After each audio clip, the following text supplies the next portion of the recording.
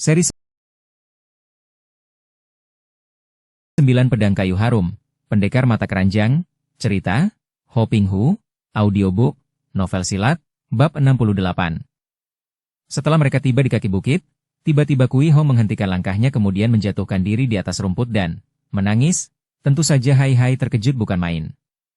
Sejenak dia hanya bisa memandang dengan mata dilebarkan. Dia kaget dan heran sekali.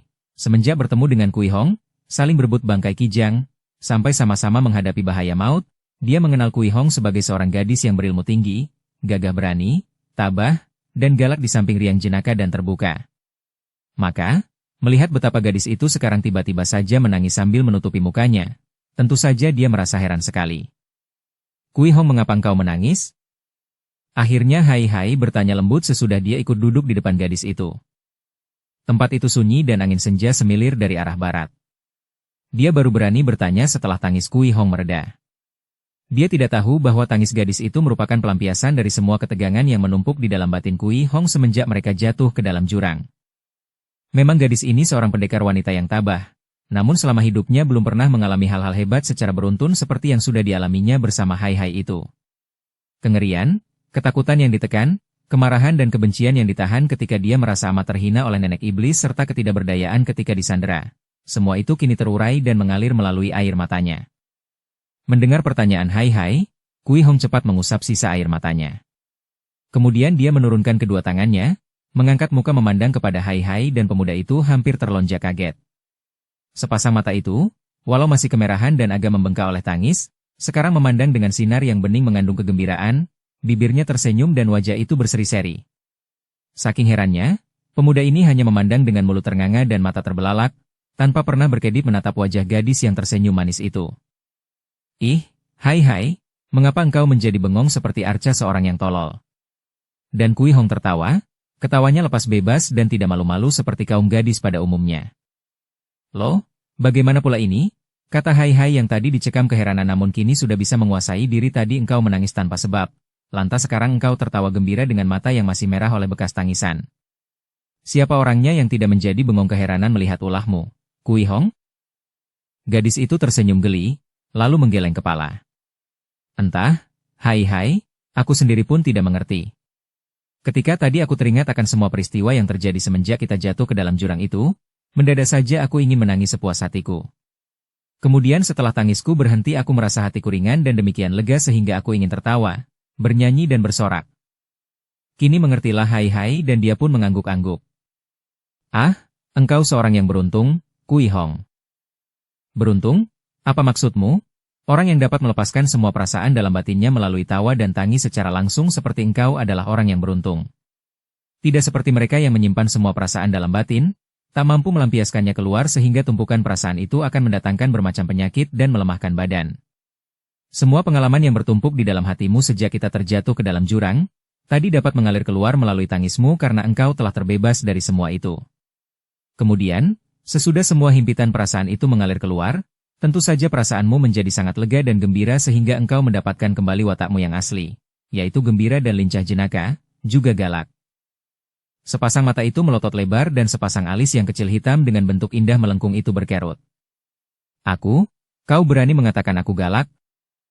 Hai Hai tertawa. Nah, baru dikatakan galak saja sudah marah. Apalagi sikap itu kalau bukan galak? Sudahlah, aku hanya main-main, kau maafkan aku, Nona Manis. Akan tetapi Kui Hong sudah melupakan lagi hal itu dan kemarahannya sudah lenyap. Dia kelihatan termenung karena dia teringat akan peristiwa mengerikan yang terjadi di dalam kamar gua itu dan seperti orang mimpi saja mulutnya berkata lirih. Gila, sungguh gila. Hai Hai teringat dan dia menatap wajah gadis itu. Sudah 2 kali engkau mengatakan ucapan itu, Kui Hong. 2 kali? Gadis ini pun bertanya heran. Iya. Ketika kita akan meninggalkan goa, di depan kamar goa itu engkau pun mengatakan demikian, dan kini engkau mengulanginya. Sebenarnya apa dan siapa yang kau katakan gila itu? Mereka, kakek dan nenek lumpuh itu. Mereka menjadi gila karena cinta, kata Kui Hong, lalu termenung dan memandang ke angkasa yang merah oleh sinar matahari senja. Hai Hai tersenyum memandang wajah yang manis itu. Putri ketua Chin Ling Pai ini manis sekali, pikirnya, mengamati dan memperhatikan bagian muka itu satu demi satu. Mulut itu manis sekali biarpun ada tarikan keras pada kedua ujungnya. Dan hidung itu lucu sekali. Kecil mancung dan ujungnya seperti dapat bergerak-gerak, kelucuan yang melenyapkan kekerasan pada ujung kedua bibirnya. Gila karena cinta?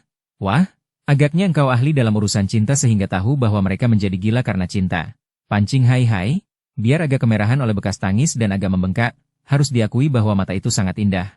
Bening sekali ketika mengerling tajam seperti gunting. Juga dengan bulu mata yang melengkung dan lentik panjang, dengan hiasan sepasang alis yang kecil hitam dengan bentuk yang indah pula.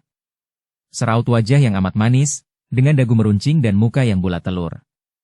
Daun telinganya pun menarik, sedang dan di depannya terhias rambut halus melingkar, juga di dahinya terhias sinom atau anak rambut yang halus dan kacau namun menarik sekali. Biarpun aku bukan ahli dalam soal cinta, mudah diketahui bahwa mereka itu menjadi gila akibat cinta. Kakek itu menjadi gila karena cintanya kepada nenek iblis itu. Dia sudah tahu bahwa nenek itu demikian jahatnya. Namun karena cinta, dia masih bersusah payah mau mengobati nenek itu sehingga akibatnya dia terbunuh oleh nenek jahat itu. Bukankah itu suatu kegilaan namanya? Kegilaan yang membuat dia kehilangan kewaspadaan, padahal kakek itu berilmu tinggi, tak semestinya dia begitu mudah diperdaya oleh Kiu Bue Tokli. Hai mendengarkan tanpa menanggalkan senyum dari bibirnya. Matanya mengamati wajah darah itu dengan penuh perhatian dan kekaguman. Menurut pendapatku, cinta kasih kakek itu terhadap istrinya demikian murni dan suci. Biarpun istrinya sudah melakukan penyelewengan dengan pria lain, bahkan istrinya itu bersama kekasihnya juga berusaha membunuhnya lantas meninggalkannya hingga puluhan tahun. Kemudian istrinya muncul lagi dan hendak membunuhnya, tapi tetap saja dia tidak membenci istrinya. Bahkan dia berusaha mengobati istrinya dan mencegah ketika engkau hendak membunuh nenek itu. Nah, itulah cinta kasih yang suci murni dan di dunia ini kiranya sukar dicari seorang pria yang dapat mencinta seperti itu terhadap seorang wanita.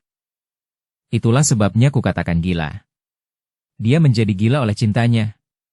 Cinta semacam itu tidak umum, tidak lumrah, tidak wajar. Cinta seperti itu hanya pantas dimiliki seorang ibu atau ayah terhadap anak mereka, bukan seorang suami terhadap istrinya. Dan nenek itu juga sudah gila karena cintanya terhadap kekasihnya. Kekasihnya itu sudah dibelanya. Bahkan diajak membunuh suaminya, tapi kekasihnya kalah oleh Hekiat Kui dan terluka. Nenek itu membelanya dan membawanya pergi ke goa, merawatnya. Akan tetapi kekasihnya itu memukul dan melumpuhkan kedua kakinya karena tidak ingin ditinggalkan. Dan nenek itu masih tetap saja mencintanya, bahkan ingin membalaskan kematian kekasihnya kepada Hekiat Kui. Apalagi namanya itu kalau tidak gila? Wah, kalau menurut aku, cinta nenek itu terhadap kekasihnya adalah cinta birahi, hanya cinta nafsu belaka. Mungkin laki-laki yang menjadi kekasihnya itu sangat tampan, sangat menyenangkan hatinya sehingga dia merasa kecewa dan berduka ketika dia kehilangan kekasihnya itu, dan dendam kepada suaminya yang membuat kekasihnya itu tewas. Itulah, bukankah keduanya itu gila? Cinta antara suami istri, antara pria dan wanita, tak semestinya begitu. Kata Kui Hong penuh semangat dan dengan mata berapi-api karena dia teringat akan hubungan antara ayah dan ibunya sendiri. Senyum di mulut Hai melebar. Bukan main, pikirnya, kalau yang bicara tentang cinta adalah seorang wanita seperti Ji Sunbi misalnya, seorang hamba nafsu birahi yang telah penuh dengan pengalaman, atau setidaknya Ko Hui Lian, yang sudah 2 kali menikah dan gagal, maka tak akan terdengar aneh. Akan tetapi sungguh terdengar lucu dan ganjil apabila keluar dari mulut gadis ini, yang agaknya baru saja melewati masa remaja, paling banyak 18 tahun usianya. Kui Hong, engkau sungguh hebat. Jika menurut pendapatmu, semestinya bagaimanakah cinta antara pria dan wanita itu? Hai menyembunyikan senyumnya karena dia agak khawatir kalau gadis itu menjadi marah. Pandang mata Kui Hong menyambar dan sejenak gadis itu mengamatinya penuh selidik. Kemudian, dengan laga seorang guru besar yang sedang memberi kuliah kepada para mahasiswanya, dia berkata, cinta kasih antara pria dan wanita adalah cinta kasih yang khas, tentu saja mengandung birahi karena mereka menjadi dekat oleh nafsu yang amat diperlukan untuk perkembangbiakan manusia. Bayangkan saja kalau cinta antara suami istri itu seperti cinta antara sahabat atau saudara atau orang tua kepada anaknya, tanpa birahi. Tentu takkan terbentuk keluarga dan keturunan. Setelah mengandung nafsu birahi, juga mengandung rasa persahabatan, saling menerima dan memberi, saling terikat dan saling memiliki sehingga terdapat pula cemburu, terdapat pula pengorbanan. Akan tetapi semua itu dalam batas tertentu sehingga ada keseimbangan antara semua perasaan itu. Jadi bukan sekedar birahi semata, atau persahabatan semata, atau pengorbanan semata, melainkan persatuan yang seimbang dari kesemuanya itu. Nah, barulah kehidupan suami istri dapat berjalan dengan lancar dan kesetiaan pun dapat mereka pertahankan. Hai terbelalak. Bagaimana mungkin gadis yang kelihatan masih hijau, ini bisa bicara demikian panjang lebar dan pasti tentang cinta antara suami istri? Dia bertepuk tangan memuji. Hebat, engkau sungguh hebat sekali, Nona. Ternyata engkau adalah seorang guru besar soal cinta-mencinta. Tentu sudah banyak pengalaman dalam bidang itu. Tiba-tiba Kui Hong meloncat berdiri lantas bertolak pinggang. Keparat, hayo bangkit dan kita selesaikan penghinaan ini dengan perkelahian. Tentu saja Hai sangat terkejut dan tidak mau bangkit berdiri. Aduh tobat, ada apa lagi, Nona manis, apa kesalahan hamba sekali ini? Masih bertanya lagi dan pura-pura tidak tahu ya? Sudah jelas tadi engkau menghinaku, mengatakan bahwa aku sudah banyak pengalaman dalam bidang cinta. Apa kau kira aku ini petualang cinta? Aduh, ampunkan hamba ini, yang mulia. Hai masih berkelakar, tetapi benar-benar dia bersoja, menghormat dengan kedua tangan di kepal depan dada, sambil membungkuk berkali-kali. Aku tak bermaksud menghina, hanya saja, bagaimana engkau begitu pandai menguraikan soal cinta sampai demikian jelas dan terperinci kalau tidak memiliki banyak pengalaman? Dari mana engkau mendapat pengetahuan yang begini luas tentang cinta? Orang bisa saja memperoleh pengetahuan dengan belajar. Akan tetapi bagaimana mungkin mengetahui tentang cinta hanya dengan belajar, tanpa mengalaminya sendiri? Hai, engkau ini memang tolol ataukah pura-pura tolol untuk mempermainkan aku? Kui Hong membentak, tentu saja orang bisa memperoleh pengetahuan apa saja dengan belajar, tanpa harus mengalaminya sendiri. Kalau engkau mempelajari kehidupan seekor anjing, monyet atau babi, apakah engkau juga harus lebih dulu mengalami menjadi anjing, monyet atau babi? Hai tertawa bergelak, hahaha, Kui Hong, kalau engkau ingin memaki aku, makilah secara langsung saja, mengapa pula harus pakai berputar-putar segala? Memang aku ingin memakimu. Engkau memualkan perutku, sudah 2 kali engkau mengatakan kalimat itu. Mengapa, Kui Hong, mengapa perutmu menjadi mual karena aku? Habis engkau ini suka main-main, berpura-pura tolol. Pura-pura tidak tahu tentang cinta, padahal engkau ini seorang laki-laki perayu besar, dan aku yakin engkau tentulah laki-laki hidung belang, mata keranjang dan kurang ajar. Ibuku selalu memperingatkan aku supaya berhati-hati terhadap laki-laki perayu. Wah, betapa banyaknya tuduhan itu. Kau bilang aku hidung belang, dia mengelus hidungnya yang mancung dan sama sekali tidak belang. Akan tetapi aku yakin hidungku tak pernah belang, dan mata keranjang? Mataku pun tidak sekeranjang, juga tidak selalu ditujukan keranjang saja. Tentang kurang ajar, mungkin aku memang kurang ajar karena sejak kecil tidak mengenal ayah ibu. Dan perayu? Wah, kapan aku pernah merayumu, Kui Hong? Kui Hong membanting kaki kanannya, lalu duduk kembali di atas rumput dan mengomel sebab merasa kewalahan dalam berdebat. Dasar pokrol bambu. Engkau berkali-kali memujiku, yang cantiklah, yang manislah, yang apalah, apa semua itu bukan merayu namanya? Dukung channel Novel Silat dengan subscribe, follow, like, komen dan share. Tidak, aku tidak pernah merayu. Aku hanya jujur dan apa salahnya jika orang bicara jujur dan apa adanya? Apakah aku harus menipu dan berbohong mengatakan bahwa wajahmu yang sangat manis itu menjadi sangat buruk? Coba lihat saja sendiri, matamu itu, begitu indah bentuknya, jeli dan tajam, dengan bulu mata lentik dan alis melengkung indah, juga kerling matamu demikian tajam menyayat. Wajah Kui Hong perlahan-lahan berubah kemerahan karena merasa canggung dan malu.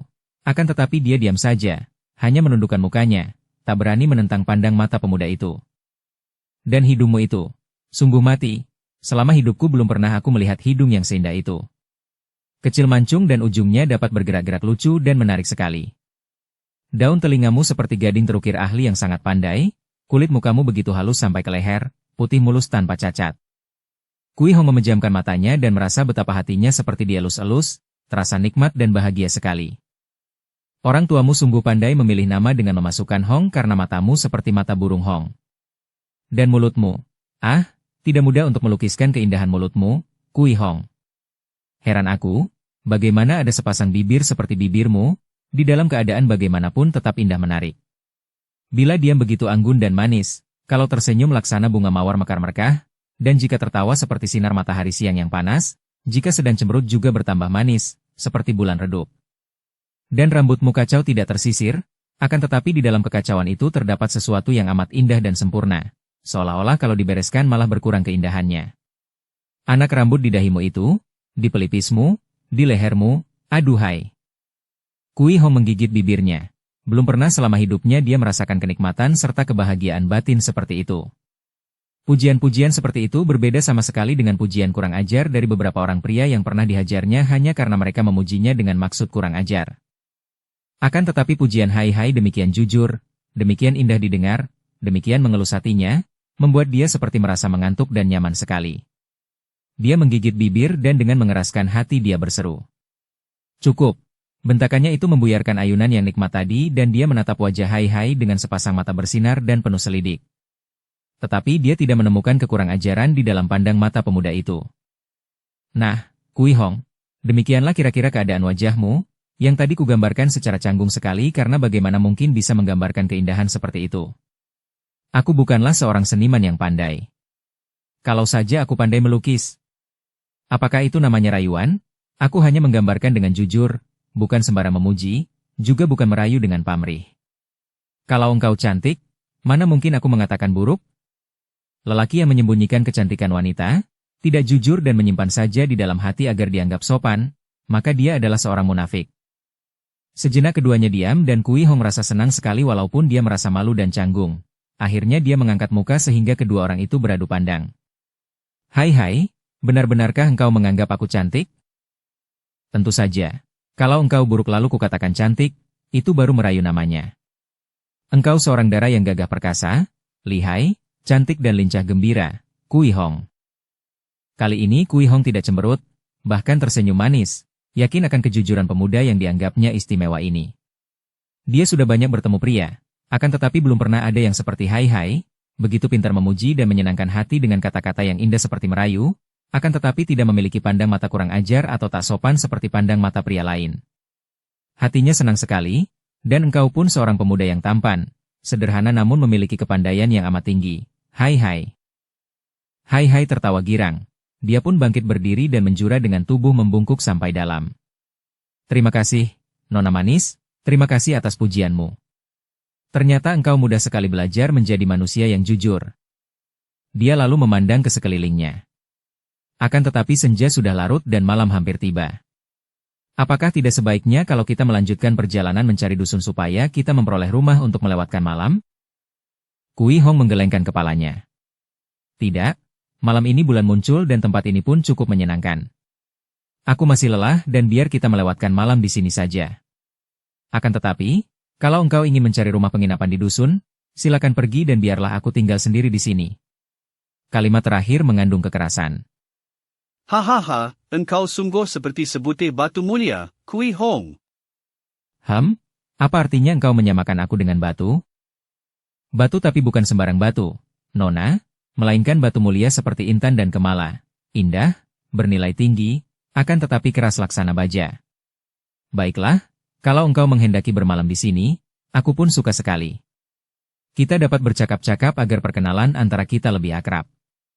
Yang ku ketahui darimu hanyalah bahwa engkau bernama Chia Kui Hong, putri ketua Chin Ling Pai. Tentu saja aku ingin mengetahui lebih banyak.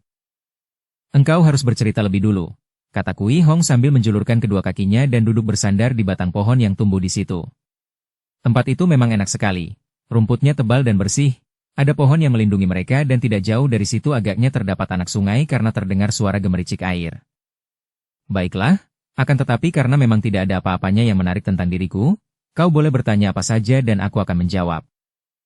Hai, tadi pada saat engkau bertanding melawan Hekiat Kui, engkau terdesak tapi kemudian ternyata engkau hanya bersiasat dan mengalah untuk menjebak nenek iblis itu. Andai kata engkau tak mengalah, apakah engkau akan bisa mengalahkan Hekiat Kui? Lo Cianpo itu memiliki ilmu kepandaian yang tinggi, ilmu silatnya juga aneh dan matang, dan tenaga saktinya sangat kuat. Akan tetapi aku yakin akan mampu mengatasinya kalau kami bertanding dengan sungguh-sungguh. Jawab Hai sejujurnya. Gadis itu mengangguk-angguk tanpa melepaskan tatapan matanya pada wajah pemuda itu dengan sinar mata kagum. Aku pun menduga demikian Hai, engkau begini lihai, ilmu silatmu jauh lebih tinggi dibandingkan kepandaianku. Bahkan engkau pun pandai ilmu sihir, dan engkau mengaku masih sute dari Toako, kakak besar, Chia Sun. Engkau menyebut Toako kepada Suheng Chia Sun? Apa hubunganmu? Nanti dulu, ingat, kini giliran cerita tentang dirimu. Nah, siapakah gurumu yang membuat engkau demikian lihai? Wah, Kui Hong, terus terang saja, selama ini aku tak pernah menceritakan kepada siapapun tentang guru-guruku. Akan tetapi karena aku sudah berjanji untuk menjawab, biarlah aku memberi pengecualian kepadamu. Engkau seorang gadis yang hebat, sangat pantas mendapat keistimewaan itu. Nah, guru-guruku banyak. Yang mengajar ilmu silat ialah 2 orang dari 8 dewa, yaitu Ciu Xian Xin Kai, majikan Pulau Hiu di Laut Pohai, serta Sitian Lama atau Gobi Xian Jin, yaitu gurunya Su Heng Chiasun. Yang mematangkan seluruh ilmuku adalah Suhu Song Lo Jin, kakek Song, dan guruku dalam ilmu sihir adalah mendiang Pek Mao San Jin. Kui Hong memandang penuh kagum. Pantas saja engkau hebat, ternyata yang menjadi guru-gurumu dalam hal ilmu silat adalah 2 orang di antara 8 dewa. Aku pernah mendengar dari Kongkong, kakek, tentang kehebatan 8 dewa. Sekarang aku ingin tahu tentang keluargamu. Engkau tentu sudah beristri. Ah, jangan mengejekku, Kui Hong. Siapa sudi dengan orang macam aku? Aku belum menikah, bertunangan pun belum, pacar pun tidak punya. Benarkah? Engkau sudah begitu berpengalaman dan pandai menyenangkan hati wanita, dan usiamu juga tidak muda lagi. Aku baru berusia 21, masih terlalu muda untuk memikirkan soal jodoh. Begitu pendapatmu? Dan siapa nama ayah ibumu? Di mana mereka tinggal? Kali ini lenyaplah seri pada wajah Hai Hai. Untung bahwa malam mulai tiba, sinar senja mulai terganti keremangan menjelang malam sehingga gadis itu tidak melihat perubahan mukanya yang kini diliputi mendung. Ayahku Syekh Tang, aku tidak tahu siapa namanya. Aku juga tidak tahu siapa nama ibuku. Aku pun tidak pernah melihat ayah ibuku. Ibu meninggal dunia ketika aku masih kecil dan ayahku, aku tidak tahu dia berada di mana. Oh, seruan Kui Hong mengandung kekagetan dan juga iba. Kasihan engkau, Hai Hai, keriangan watak Hai Hai pulih kembali. Tidak usah kasihan, Kui Hong, aku sendiri pun tidak kasihan pada diriku sendiri. Kenapa mesti kasihan kalau keadaan hidupku memang sudah semestinya begitu? Tapi, bagaimana sampai engkau tidak tahu dan tidak mengenal ayah ibumu? Apa yang telah terjadi dengan mereka? Hai Hai merasa canggung sekali. Akan tetapi karena sudah berjanji, maka terpaksa dia pun menuturkan sebagian dari riwayat hidupnya tanpa harus menceritakan keadaan ayah kandungnya seperti yang didengarnya dari keluarga Pek. Aku sendiri tidak tahu apa yang terjadi. Pada waktu aku masih kecil sekali, agaknya ibu mengajak aku bepergian dengan perahu. Tetapi perahu itu terguling sehingga ibu dan aku hanyut. Ibu tewas dan aku tertolong orang. Kemudian aku bertemu dengan kedua orang guruku dan menjadi murid mereka. Hanya begitulah. Nah, tidak ada yang menarik tentang diriku, bukan? Sekarang giliranmu, Kui Hong.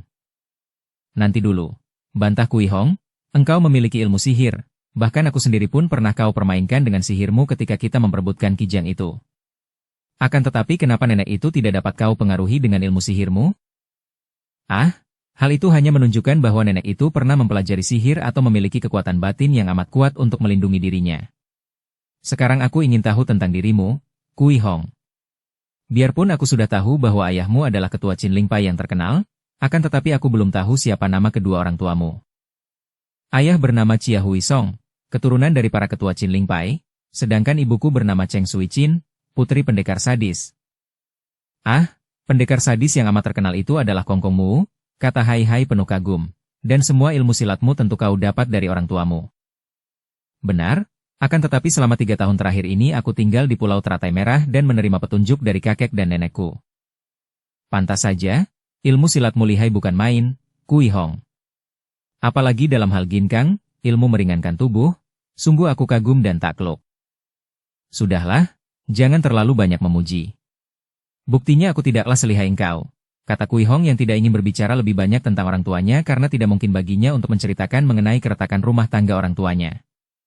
Sekarang engkau sedang hendak pergi kemanakah? Hai Hai lalu menceritakan tentang pertemuannya dengan Menteri Yang Tinghu yang bijaksana di rumah Jaksa Kuan, dan tentang permintaan tolong Menteri Yang Tinghu kepadanya agar suka melakukan penyelidikan terhadap persekutuan di lembah Yangtze. Menurut keterangan 2 orang pejabat tinggi yang bijaksana dan setia itu, gerakan para pemberontak itu dipimpin oleh para datuk sesat, kabarnya diketuai oleh Lam Hai Giamlo. Bahkan Pek Lian Kau juga sudah bergabung dengan persekutuan itu. Nah, sekarang aku sedang menuju ke sana. Ketika perutku terasa amat lapar, aku lalu berburu kijang itu dan bertemu denganmu. Hai tersenyum ketika teringat akan peristiwa itu. Dan engkau sendiri, hendak pergi kemanakah? Aku hanya ingin merantau, meluaskan pengalaman, juga hendak mencari seorang pengkhianat keji. Seorang murid murtad yang sudah sepantasnya dihancurkan karena dia dapat menjadi orang yang amat berbahaya. Kui Hong mengepal tinju dan nampak marah sekali. Hai terkejut sekali dan mengerutkan alisnya. Tak nyaman rasa hatinya melihat gadis itu dicengkeram dendam yang demikian penuh kebencian terhadap seseorang. Siapakah orang itu? Seorang murid Qin Ling Pai? Kalau hanya seorang murid Qin Ling Pai, kiranya tidaklah demikian membahayakan, tidak perlu aku bersusah payah mencarinya sendiri. Akan tetapi dia jauh lebih lihai dari sekedar seorang murid Qin Ling Pai, karena dia adalah murid gemblengan dari kakek dan nenek di Pulau Teratai Merah. Ah, maksudmu, dia itu murid dari kakekmu pendekar sadis? Benar, namanya Chiang Qiliong. Seperti juga engkau, dia seorang korban kecelakaan di laut yang ketika kecil ditolong oleh kakek dan nenekku lalu diambil murid dan digembleng. Ketika 3 tahun yang lalu berkunjung ke pulau itu, aku sendiri sama sekali tidak mampu menandinginya. 3 tahun yang silam dia minggat dari pulau sambil membawa banyak pusaka Pulau Teratai Merah, dan karena itulah kakek dan nenek kemudian mengajarkan ilmu-ilmu kepadaku agar aku dapat menandinginya. Tapi sebagai murid pendekar sadis, tentu dia memiliki akhlak yang baik. Mengapa dia sampai pergi meninggalkan pulau itu dan membawa banyak pusaka milik kakekmu? Menurut kakek dan nenek, sejak kecil dia memang kelihatan berwatak baik sekali. Akan tetapi ketika aku berkunjung ke pulau itu, malam itu dia mempunyai niat kotor dan kurang ajar terhadap diriku. Aku menolak dan menyerangnya, kami lantas berkelahi dan begitulah, pada keesokan harinya, pagi-pagi sekali dia minggat membawa barang-barang pusaka, termasuk pedang kakek yang bernama Gin Hua Kiam, pedang bunga perak. Kiranya begitu. Hei menganggo-anggo, terbuktilah sekarang bahwa aku tidak membohong ketika aku memuji-muji kecantikanmu, Kui Hong. Pantas saja Chiang Qiliong itu tergila-gila kepadamu sebab engkau memang cantik menggairahkan. Hanya saja dia tidak sanggup melawan nafsu birahinya sendiri sehingga melakukan hal yang buruk. Kecantikan, seperti juga semua keindahan, menjadi sangat berbahaya kalau ingin dimiliki dan dinikmati sebagai kesenangan. Engkau sendiri seorang laki-laki mata keranjang yang suka dengan kecantikan wanita. Tentu engkau pun seringkali tertarik oleh kecantikan wanita, bukan? Tidak kusangkal, Kui Hong. Aku suka sekali dan sering tertarik akan kecantikan wanita seperti aku suka dan tertarik dengan kecantikan bunga-bunga yang beraneka bentuk dan warna. Semuanya indah mengagumkan, akan tetapi aku tidak membiarkan diriku dikuasai nafsu untuk memetik bunga-bunga itu, karena hal itu berarti merusak dan merusak adalah perbuatan jahat. Aku hanya menikmati kecantikan wanita melalui pandang mataku, tanpa dipengaruhi birahi yang akan mendorongku ke arah perbuatan yang melanggar susila. Hening sejenak dan malam pun tiba. Tanpa bicara keduanya lantas mengumpulkan kayu kering dan membuat api unggun untuk mengusir nyamuk dan hawa dingin. Api bernyala dengan indahnya karena kayu yang dimakannya sudah kering betul dan malam itu tidak ada angin. Kehangatan dan penerangan diciptakan api yang bernyala itu. Mereka duduk berhadapan, terhalang oleh api unggun. Hai mengagumi wajah yang tertimpa cahaya api itu, mewarnai wajah cantik itu dengan warna kemerahan. Ketika gadis itu mengangkat muka dan menatapnya, dia tidak melepaskan pandang matanya sehingga sejenak sinar mata mereka bertemu dan bertaut. Hai, pernahkah engkau jatuh cinta? Hai terkejut. Pertanyaan itu begitu tiba-tiba dan tak tersangka, seperti sebuah juru serangan yang aneh dan berbahaya. Dia melihat betapa sepasang mata jeli dan tajam itu memandang kepadanya penuh selidik. Hai tersenyum dan menggeleng kepalanya. Aku bersyukur bahwa aku belum pernah jatuh cinta, Kui Hong. Bersyukur? Kenapa mesti bersyukur? Karena, seperti katamu tadi, cinta merupakan ikatan, seperti burung di dalam sangkar. Aku tidak ingin kakiku terikat atau terkurung di dalam sangkar, lebih suka terbang bebas di angkasa seperti seekor burung Garuda. Bagaimana dengan engkau sendiri, Kui Hong? Seorang gadis selihai dan secantik engkau tentu banyak pengagumnya dan tentu engkau pernah jatuh cinta. Engkau yang sudah berusia 21 tahun saja belum pernah jatuh cinta, apalagi aku yang baru berusia 18 tahun. Sudahlah, tidak perlu kita berbicara tentang cinta. Aku tertarik mendengar ceritamu tadi tentang para datuk yang bersekutu untuk memberontak itu. Siapa pula nama pemimpin mereka tadi, dan di mana mereka bersarang? Menurut keterangan Menteri Yang, pemimpin mereka adalah Lam Hai Giamlo, seorang datuk sesat yang amat sakti. Dan masih banyak tokoh sesat lihai yang bergabung dalam persekutuan itu, juga Pek Lian Kau yang mempunyai banyak tokoh lihai. Mereka sedang menyusun kekuatan di sepanjang lembah Yangtze, di pegunungan Yunan. Aku tertarik sekali. Sebagai putri ketua Qin Ling Pai, sudah selayaknya kalau aku turun tangan menentang mereka. Dan siapa tahu di sana aku akan dapat bertemu dengan murid murtad itu. Aku pun akan pergi ke sana. Hai. Bagus, kalau begitu kita melakukan perjalanan bersama, Kui Hong. Betapa senangnya melakukan perjalanan bersamamu. Mengapa senang? Kui Hong bertanya sambil mengerling, disertai senyum. Bagaimanapun juga hati gadis ini senang sekali mendengar pujian-pujian pemuda itu sehingga ingin lebih banyak mendengarnya. Kenapa? Tentu saja amat menyenangkan melakukan perjalanan bersama seorang gadis yang cantik manis, lincah jenaka dan lihai pula ilmu silatnya. Biar bertemu setan dan iblis di jalan, aku tidak akan takut kalau melakukan perjalanan bersamamu, Kui Hong. Hush, di malam gelap dan sunyi seperti ini, jangan bicara tentang setan dan iblis. Hai. Sebentar lagi bulan akan muncul. Lihat di timur itu, sudah ada cahaya merah di langit timur, berarti bulan akan segera muncul. Apalagi waktu terang bulan, katanya setan dan iblis suka berkeliaran. Sungguh mengerikan, dan Kui Hong benar-benar agak menggigil ketika mengenang tentang setan dan iblis. Hahaha, seorang gadis selihai engkau ini merasa ngeri dan takut soal setan dan iblis? Sesungguhnya merekalah yang harus merasa ngeri dan takut berhadapan denganmu, Kui Hong. Bukan engkau yang takut. Hai berkelakar. Kalau setan dan iblis yang hanya dipakai penjahat untuk julukan mereka, tentu saja aku tidak takut sama sekali. Tetapi kalau setan dan iblis sungguh-sungguh, makhluk-makhluk halus, siapa yang tidak merasa ngeri? Kui Hong memandang ke kanan kiri, lalu menoleh ke belakang. Selama melakukan perjalanan seorang diri, gadis ini tidak takut menghadapi siapapun, dan karena tidak pernah berbicara atau berpikir tentang setan, maka dia pun tidak pernah takut. Tapi kini, sekali Hai menyebut tentang setan dan iblis yang suka mengganggu manusia, teringatlah dia akan dongeng-dongeng mengerikan tentang setan dan iblis yang suka mengganggu manusia. Bersambung ke bab 69. Dukung kami dengan subscribe, follow, like, komen dan share. Terima kasih.